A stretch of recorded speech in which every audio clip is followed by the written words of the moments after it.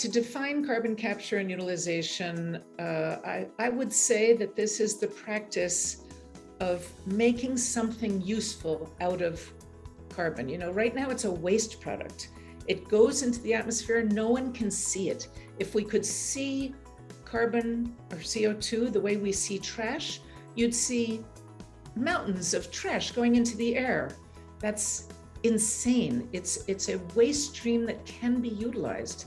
It can be a very low expense feedstock for certain industries.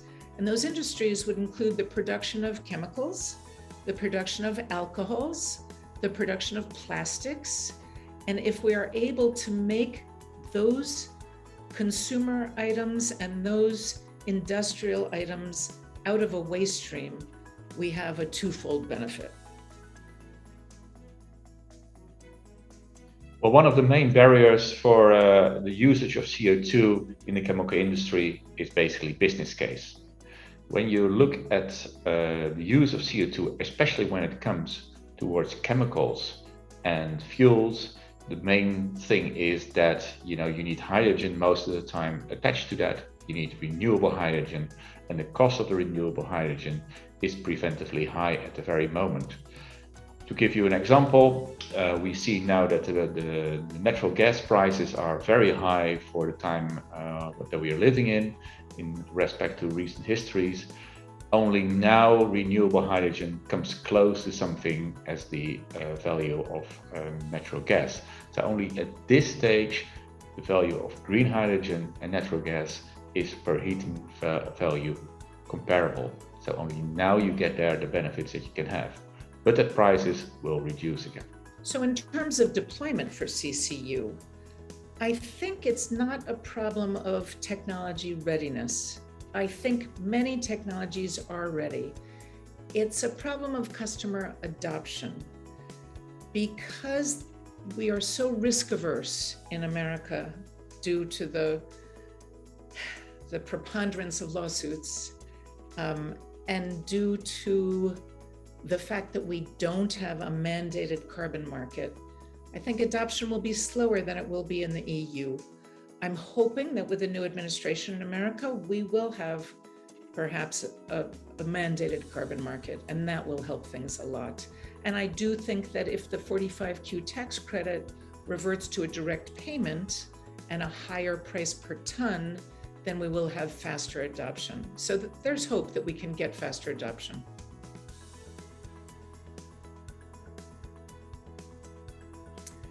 As I see it, there are three paths to creating value using carbon capture and utilization. The first is that many of the CCU technologies will be producing commodity products like intermediate chemicals or fuels, which they can sell. In some cases, the companies will start with very high value applications originally, like making vodka or perfume out of alcohol that's made from carbon, because you can sell that at $79 a liter instead of 79 cents a liter, leading to sustainable aviation fuel, which you could sell at 79 cents a liter. Another would be through policy support for carbon utilization, which is different in different political regimes. So in the US, we have the 45Q tax credit, which compensates carbon utilization at $35 a metric ton, carbon capture and sequestration at $50 a ton. Not terribly fair, but we're working on changing that. We're also working on the amount per ton because that is far too small for the value compensation to these companies. The third is through voluntary carbon markets. In the United States, we do not have mandated carbon markets except in California. We have voluntary markets elsewhere, and these are supported by really responsible companies.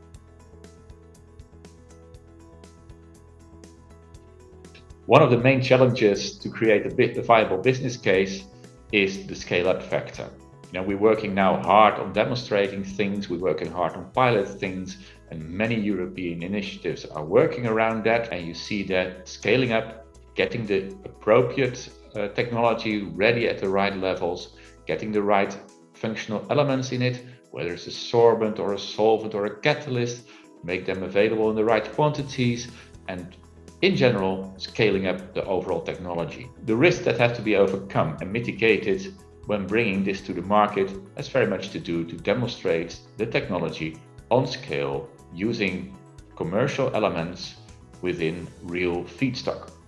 So you have to move out of the lab, you have to scale up to significant scales, and that may depend from application to application, and you have to use industrial feedstock. Your technology has to cope with all kinds of external influences that you don't control.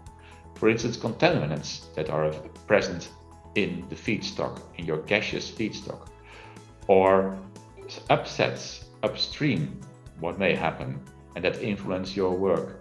But also long-term behavior of your functional materials that you have not been able to demonstrate properly in the lab. You have to demonstrate that in a pilot on industrial sites. But there can also be things that you even haven't considered to be an issue. They can show up, and you have to mitigate them all before your technology becomes bankable.